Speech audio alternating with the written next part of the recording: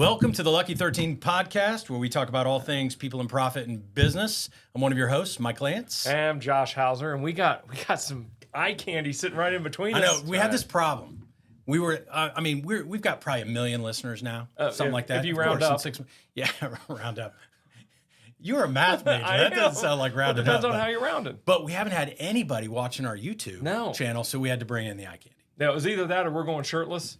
I think we made the right decision. That would have taken the viewership the wrong way. So I'm going to introduce one of my good friends. That's great. I get to work with him on the daily, but more importantly, I get to live life with this guy. Just finished his second book, which we're going to talk about a little bit. We're going to talk about a few things. He has no idea what we're going to ask him. Yeah. But I want to welcome Scott Jared to the podcast. Scott, say hi to everybody. Thanks for having me on the Lucky 13 podcast. Yeah, if we add you, we could be 16. So is 13 a lucky number? Well, it is when you have 5 kids and 8 kids. Yeah, got it. That's what it is. Yeah. And you have 3. I was thinking Friday the 13th is not so lucky. Yeah, thanks for throwing that at us. Anyway, I was just curious so that's where it came from? Yeah, the only thing we missed was putting the exponent of 2 for our wives. Okay. But they know they are, so that makes it easy. And I They're know our she biggest listens, critics. so hopefully you heard that. Got it. Yeah, that is the tough critic. He's been in the doghouse a couple times with some things we've talked about. Well, it's actually everything that Mike said. I say only positive things, and Mike says bad things. So I always get myself in trouble. Yeah. Well, so what are we talking about? Yeah, so Scott, a couple things. I'm just going to start with it's sitting right in front of us. So you're watching at home, great. If you're not, please go online and download the second book or order the second book that Scott has written from the Invest family of books that are coming out. But Accelerate, walk us through. I read it. I know it. This guy next to us doesn't. Well, it's been hard to get. Right? It's been such high demand. It's on high demand. It is. And we're getting ready to do a special edition coming up. We'll talk about that in a second. Right. I just want to make sure I plant that seed. But Scott, tell us about where did Accelerate come from? Well, I'll tell you, we started Invest over 20 years ago, and it started out as this idea of helping people find themselves, be able to be free, have money work for them versus work for someone else. And Accelerate is the whole 20 years of all that experience actually consolidated into one book. And I thought that it was like a really good idea to talk about the framework and the principles that we've discovered over those 20 years to help people move from living in fear and to actually being completely free. And then how do we accelerate to have it happen much faster? So you unlocked a few questions for me, and Mike, I'm going to help you. So Invest is a very principle-based company. That's one of the things that Scott stands by. So Scott, can you real quick just give a quick overview of those principles that you live by and how Accelerate fits into that? Well, those are, yes, I can. What I have found through the whole financial journey is it's like everyone talks about like the tangible value of like, once I get this much money, then my life's going to be great. Or once I get the house, this is going to be good. And Accelerate, it's so far from tangible. It's the intangible. So you have to start with why. Like, why are you even doing what you're doing? Because there comes a certain point where you're fighting for trading dollars for time, building things up. And now you're at this point where you've actually accumulated something. And then you're like, well, why was I doing all that? So the why is like getting into your soul and like what is it you're doing that adds the value to your entire life's purpose. But until you can discover the why, then how are you even gonna tell people like what you're doing? Yeah. But a lot of people never even know how to ask the right questions or how to get themselves in the framework to think about like what they actually want to have. And then once you get that, once you understand it clearly, then who's gonna help you there? So why and then who? Why and then who? Who's now accountable to my why? But once you know that, I'm actually a pretty good person, I have values, and then you surround yourself with people who don't have the same values, well, how good's your why going to be? Sure. So you are it'd be like going to Hamilton Southeastern. Exactly. I'm sorry. Bad. Exactly. Or IU. There you go. Yeah. Oh, okay. Man. And just the punching bag. Exactly. I'm getting him back right now. And I think what I find, I'm 54, and I'm having a lot of conversations with friends of mine that are, they're now empty nesters, and they're like, shit, like what's my life about now? Because they were all into raising their kids, and they're all into being a great husband and all of this, and now the kids are gone, and they start asking this, why do I exist question. Yeah. Right. Because I think what happens is, like, for me, I grew up very poor. We never had anything, so everything was a scrap. Like, you're just always grinding, trying to figure it out. And you finally start to get there, and you're like, oh, my gosh, I've done nothing but head down and grind it all the way out. Now, all of a sudden, my kids are here, they're grown, they're starting to go. I'm like, oh my, what was my whole life about? Like, what was it? Yeah. So I think that does happen in your 50s for a lot of yeah. reasons. And what I'm discovering is that I'm starting to get to that point too. It's like, wow, this is actually important stuff. Well, you're closing in on 50. I'll make sure you know that. Your hair is coming this color. It's but our awesome. average client age of invest is in their mid 40s. But what you're starting to find is that the people that have actually discovered that are like my wife's grandfather was this way. Like when you were with him, like he was so present and comfortable with where he was that his life was awesome. Yeah, he had a lot of amassed different things, but you would never know. He was totally happy. Oh, my wife's not cooking, so I'm just going to walk down the street and find someone else that's cooking today. And I'll just walk into every house and sit there. So he was so in his, like, what we call the B state of where he is that everything was just fun. So he's always a joy to be around. So why is it that I think a lot of people are working so hard trying to get there, but they never get to be present and where they are in the whole thing.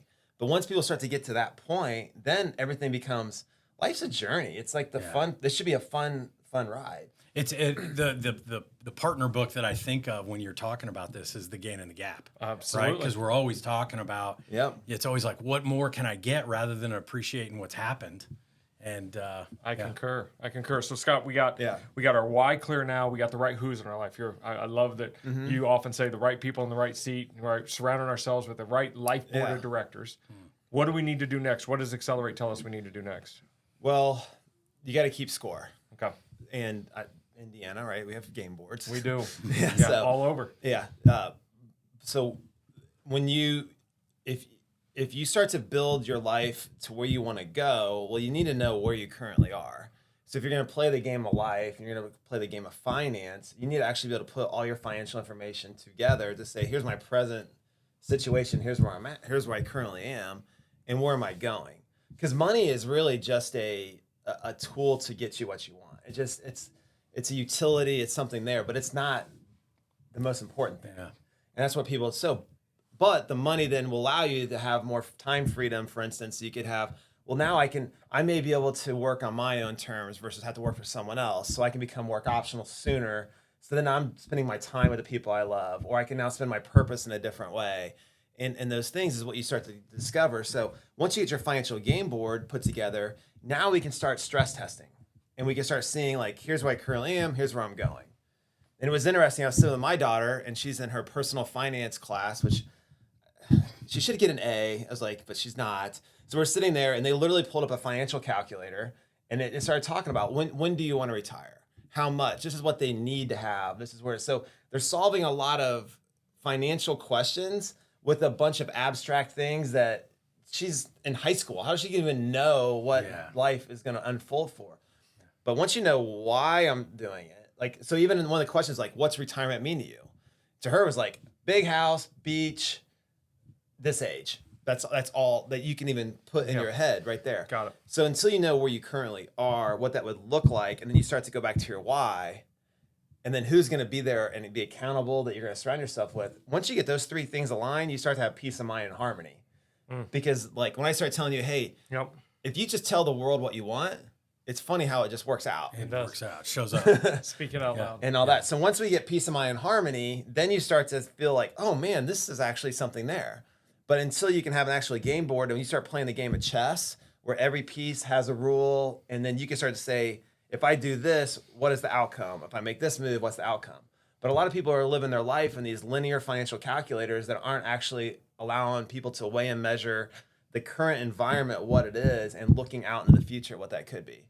Okay, so I got why, who, game board. Yep. And you said two things in there, peace of mind and harmony. Man, I can't imagine just waking up and knowing, I know what I'm doing, I know who's going to help me, and I know how I keep scoring. Amazing. Our whole podcast premise is on all things people, all things profit. Yeah. So tell me how we turn those three principles up top into profit on those next three principles. Yeah. Well, once you get peace of mind and harmony, and we were just talking about, like, being in your B state, like, because I said we spend our whole lives in this do thing. Like, you got to go. Now you're there. But once you have peace of mind and harmony, you're like, oh, I'm good with myself. I'm where I am. And it's like, all right, what's real value and wealth look like for me? Sure. And what happens is, if you don't have an agenda for your money, someone else will. Always. Lifetime business partner Uncle Sam seems to have some plans. So what are your rules to money Oh, that'll stand the course of time? So if I could program every dollar to go to work for me, so think of like every dollar is like a little soldier that's going out and going to war for your benefit, and everything was programmed to work. If we talk about how making money work for people, what would that look like? So what are the rules you're going to program your dollars for? So in the financial calculator, my daughter, it was like, what's the rate of return you're going to get? So you put the little thing, it says, we're going to get a 6%. Is that reasonable or not? Do you even know what that would look like? Do you know? And then it had a risk tolerance with her thing. Like, Sure. What's my risk? What's that look like? And so like, you don't even know, but how do you know what the rules are to your money? How do you program the dollars to work? And do you know why and what they're doing? can I restate something you just said? If you don't have rules for your money, somebody else will. That is like hit you right in the face meat with that one. And I would imagine the rules to the money are very much aligned with, the B state that you really want and the purpose and things like that. Because my rules to the money might be very different than Josh's rules based on what we said we wanted to accomplish. Yes? And let me ask a question that's that. So let's say Mike and I both have different rules for our money, but we both work with you. What's more important at that point, the rules with my money or the who's that we work with, or both combined? So we got way ahead of ourselves on these principles. Yeah, sorry, dude. So if you look at a wheel, like there's 6 core principles. Who's at the center of the principles? At the end of the day, what's your most important asset? Well, me. You.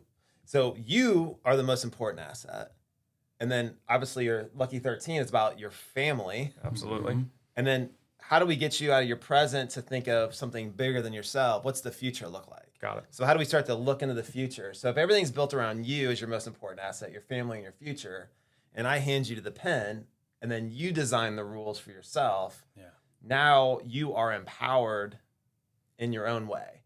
So Invest is all about empowering you to make those decisions and be able to take massive action to get what you want. Yeah. So once you design your rules, it's interesting that principle is opposite of the who's that are actually going to be the ones that are going to help you execute the rules.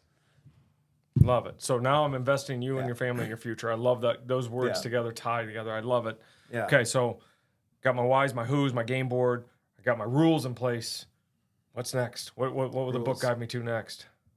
So once you get your rules, then you start to really get everything aligned. And what I find is people are making decisions in a vacuum. Like, who's your accountability partner to that? Who's going to help you get things across the finish line? So I have multiple coaches in my life, like from health coaches to fitness to just all the different stuff that you have. So who's your execution partner? Because a vision without execution is hallucination. And you got to have someone. So we position ourselves as personal CFOs. So we're the ones that help hold that accountable, just like you would inside your company. Like your company's going to have a board of directors, people that are there. So then who's the execution partner? If you're going to do it yourself, like you got to hold yourself accountable. But someone there is going to go back to the game board to help you play the game. Mm-hmm. And with that, so without an execution partner, how's that going to happen? So it's either you're doing it or you're going to find someone that can actually do that for you. Yeah, I think that personal CFO is so important. A lot of people in your space with other companies, they just invest it and forget it, and there's not a dialogue and a constant check-in and things like that. So I think that's really forward thinking for sure. And I've heard you say oftentimes that people think that finance is all about, just what's the money doing and yada, yada, yada. And you talk about oftentimes it's the information under management and the behaviors under management. And that's where the execution partner really comes in. Yeah. Because this big worm taught us on Friday, my favorite movie of all time, messing with my money is like messing with my emotions, Smokey. It is. So I need somebody to walk me through that. Well, the emotional part of the money is the game. There it is. It's like people say investing is risky. Like it's super risky. Okay. But what's the bill for not investing? It's probably just as bad. It's a pretty bad tab. Yeah. So then you're going to be working the rest of your life trying to figure that out. So there's an IQ to money, like how it works, and you got your emotional piece, like how you can emotionally gear that. But that's where the rules come in. Like, do you know the risk to return ratios of a given thing in the portfolio? Or I get pitched all the time on real estate deals and other things. But I have a set of rules that work for me. Yeah, I'll invest in your real estate deal. You have collateral. So like if you don't pay me, can I take it back? Are you going to pay me monthly cash flow? Like a good return, like 8 to 15% every month. Sure. I'd like that. Will you give my money back to me in a period of time? Like I would like to have my money back in 2 to 5 years or less. Mm-hmm.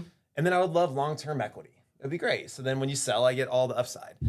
So if it fits those basic tenets of principles, rules, It makes sense. Then we'll do it. And So I have all everyone knocking on our door. Hey, give me money, give me money. Cool. Here are the simple rules that we follow. If you can do those, then we'll look at your And so this book outlines ways that I can start to create my own rules and then partner with an execution specialist, if you will, a personal CFO, if I can steal your line there, to get those rules in place so that my why that you talked about earlier becomes clear, so that my family, my future, I'm seeing it all tie together. You're helping me. And real quick, one of the things that on this rule thing that I like is that hit my head, now all the emotions out of it. Well, it's very objective. Like if it meets this criteria, let's go do it. And if it doesn't, we can still be friends, but it doesn't meet my criteria. So, and you're setting that all up before the opportunity comes around. So you take all the emotion out of it. You often say we like to get to our no state, K-N-O-W or N-O. Yeah. And when you have rules, you can get both those really quick. And what's funny is in the personal finance class, one of the questions was like, what else would you want to do with your money? Because the first rule for them was how much money you put in your 401k. So she's like, oh, well, we're gonna put money in the 401k. Well, it's great because the financial institutions want to separate you from your money to put that under control. It was like, well, what's important to you? To my 17-year-old daughter, and she's like, well, I'd like to have a house. I was like, okay, so should we create a rule for saving for a house? For how much house? She's like, I would like a house just like this one. And I pulled up, it's like, well, the average salary for someone coming out is about $50,000. She's like, well, how would I buy a house like that? You just save your entire salary for 20 years and you'll have a house. And she's like, what? Like, that's how it works. I was like, that's about what it is. Like, in this whole, or like, that's what, I was like, what if I got, well, how much is it when you actually bought it? I was like, well, it was like half of what it is today. The value has gone up tremendously since then. But you weren't getting paid the $50,000 a year either when you bought it, right? So now we have a rule on so you're gonna prioritize a place you live over your future retirement. So you see now how that brain is starting to spin, but the course said your dollar has to go to retirement first for something that's so far out in the future that you may never. Like, so then how do you use the money in the retirement to buy the house? Yeah, and I could argue that I created a lot of my wealth in real estate, but I also offer 401k. Yeah, so it's like. But it's not. It's the how they sit on the game board and what's the priority. Yeah. So to me, I was like, look, what you want to do is you really want to protect yourself because it didn't say anything about protection. Like, what happens if you just get in a car accident? Is your car then protected? I say 15%, 15 minutes or less. Does that count? Yeah, exactly. So you never protected your money. Were you actually organized? And by the way, did you pay yourself first? Because if you paid your money to 401k, who'd you pay first? You paid it to Fidelity. You paid it to whatever, and now it's not. And there. you can't touch it for 40 years because they have rules. Because if you don't have rules, somebody else will. Now, do you know the rules? Wow. Could you get it out for a house? What are the rules to be able to do it? Could you put a loan against it? Do you know those rules? And that way, well, it's free money, is it? I don't know. Because if you pull it out and you had to pay a tax and a penalty, is it free? Yeah, it's not. So what I'm hearing is the execution strategy just for the average everyday consumer, the business owner who's listening to this. There are so many options in there to go at it alone. Sometimes the execution, if I'm coming back to it, can get pretty daunting if you don't know what all the options are and the what ifs and ramifications, the ripples, if you will, of every rock thrown in the pond. Well, it's like you play the game of chess, you throw all the pieces on the table, and if you don't know what the pieces and the powers and what they do, and you don't have a game board, how are you playing the game? You're just playing checkers with a bunch of weird pieces. That's why the execution partner is opposite of a game board. Love it. Love it. So now we're saying, cool, you are designing the life you want. Let's put all the pieces on the board. Now let's talk about 401k first or saving for a house first or whatever they are. So all those pieces have powers and you got to start thinking about how to use those powers. Got it. All right, so help me. If I'm following you right, the whole top half of the circle you talked about after I'm clear on me is about getting peace of mind and harmony, and my who's are opposite my rules. My who's have to follow my rules. Then I heard you say execution's opposite my game board because that's how I measure that. What's opposite my why? You talked about that's where we started. Bring me to the end on that. Well, I like growing. I don't know about you all. I'm growing. In all the right places. Yeah. Well, depends what you're working for. You know, are you a sumo wrestler or are you working? I just want to float. I've never floated in a pool, so I'm working on my flotation right now. That's what I'm blaming the fat cells on. It would be accelerate. Okay, so walk me through. Well, like we just talked about, I'm now 50. I'm 50 years old now. I'm really starting to say, I got my tangible stuff. Now I want this intangible stuff. So what's happened is you're reinventing yourself in another way. So the circle starts back over. So if you're accelerating, then you're starting back to the why because your why is getting clearer. You're getting sharper, your game board's growing, your rules are getting more refined, and now you're really able to accelerate your wealth even faster. So it continues to grow, and now you start learning like tools, techniques, and things like velocity of money and how to get multiple dollars to work for you versus work for other people. Got it. And you start to learn this whole path forward of acceleration. So if you look at the most wealthy people in the world, they've learned how to learn the rules to money quicker than others, and they've been able to shortcut it. They've been able to there's really no shortcut, but there are secrets. There are rules to getting rich. Yeah.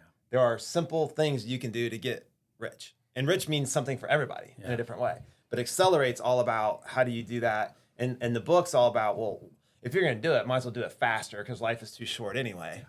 Yeah. And heck, that's what I figured out because I had nothing. And I was like, man, it'd be great if I had like a really cool family and I actually was able to do things on my own terms versus someone else's.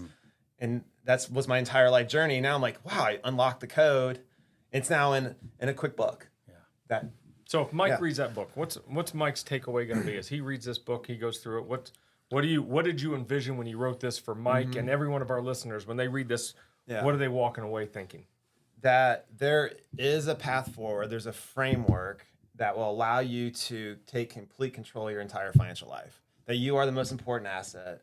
You're building it for your family. You're building it for your bigger future. And these principles will work. And if you embrace them, you can achieve whatever you want inside your why much faster than you would without it. Got it. So what do you say? One last thing on that. Yeah. So what do you say? You hear about the midlife crisis type thing. Yes. And I think midlife awareness.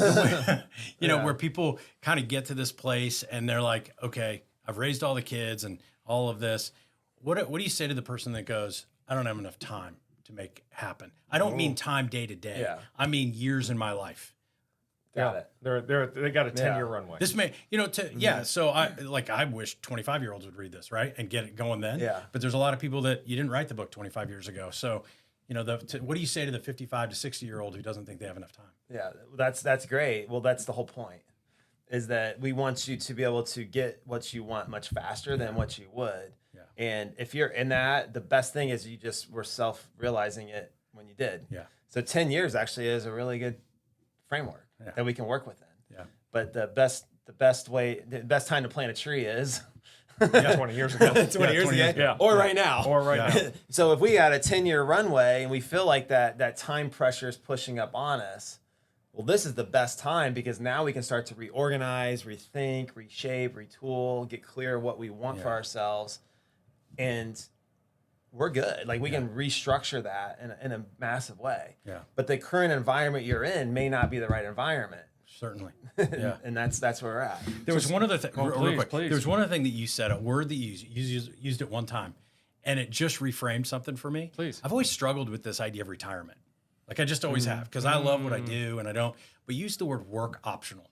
Yeah. And that I've been thinking about that ever since we started. Since you said it, I think there's a lot of people that are listening that are like, I'm not looking for retirement because I love what I do. I'm looking for this work optional piece. And so you don't necessarily need to comment on it. I just want to share with you that was something that just triggered in my head going, oh, I like that. Have you ever defined retirement? Yeah, it's not sexy at all. I mean, I'm not interested in it. Like I don't like fine. golf. I don't like golf. I like going to a pool for maybe a day. Like I get bored easily. And so for me, retirement is not a sexy thing to go do. Have you ever retired a car? Yeah. It's taken out of use. Yeah, that's right. I've had a lot of really bad cars in my life, and they're dropped off at a junkyard for a reason. Okay, so the retirement's in the definition of what it is actually taken out of use. Well, no one wants to be taken out of use. So how do we continually build value to the world? And it may not be in the way that you did before. It may be like if you've been in corporate America, you've been through a lot. Your evolution has been like dramatic. Yeah. But you were always self-aware of where you currently were, and you adapted to what you wanted in your life. Sure. So at 50 to 65 and those things, you're just going to get more aware and adapt to what that is to where you are. Why would you retire from the life you love? Absolutely. You just wouldn't do that. So that's exactly it. And that's why I said it's not retirement. It's just you're on your own terms versus someone else's. Yeah. So you're work optional. You're not retiring. You're living the life you love anyway. So that's not it. But if it is adding value to other entrepreneurs and business owners in your framework that you do today, well, that is the best life. Yeah, for sure. Love it. Oh, Yeah. awesome. Well, Scott, Mike, I'm gonna have you close, but just real quick, I know you say this all the time. I know you wrote Accelerate because you want people to live the life they want. You want them to find freedom. You want them to find freedom to do what they want, when they want, with who they want, on their terms and conditions. Why? What you just said, live in a bigger purpose. So for me, I know the effort and energy that went into this book. Thank you for writing this book. I can't wait for people to get this book in their hands. Thanks for joining the podcast. Mike, any closing remarks? No, this has been great. Thanks for jumping in. You're our first guest, so you should feel honored about that. Yeah, that's good. You've like ripped the seal off that one. Yeah. Accelerate's the name of the book by Scott Jarrett, Jarred. Wonderful book. Can't wait to dive into it. Thanks for being with us today. All right. Appreciate you. Appreciate you.